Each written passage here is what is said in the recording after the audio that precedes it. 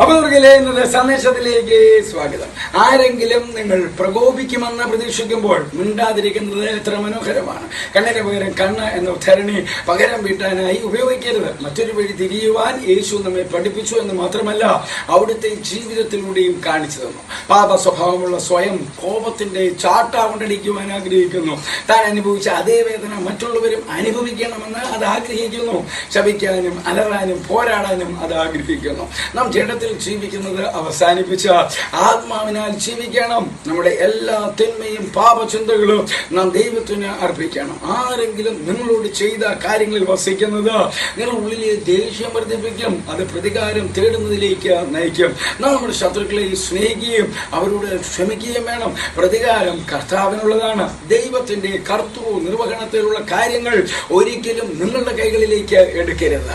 നിങ്ങളിൽ തന്നെ ഒരു മാറ്റത്തിനായി പ്രാർത്ഥിക്കുക. നിങ്ങളുടെ ശത്രുക്കൾക്ക് വേണ്ടി പ്രാർത്ഥിക്കുക. നിങ്ങളോട് മോശമായി പെരുമാറിയവരെ അനുഗ്രഹിക്കുക. മറ്റൊരു വാക്ക് പറയുന്നത് വളരെ എളുപ്പമാണെന്ന് അനുഭവത്തിൽ നിന്ന് എനിക്കറിയാം. പക്ഷേ നാം അങ്ങനെ ചെയ്യരുത്. അവസാന വാക്ക് ദൈവത്തിൻ്റെതായിരിക്കട്ടെ. ക്രിസ്തുയേശുവിലൂടെ ഒരു നല്ല ദിവസം ആശംസിക്കുന്നു.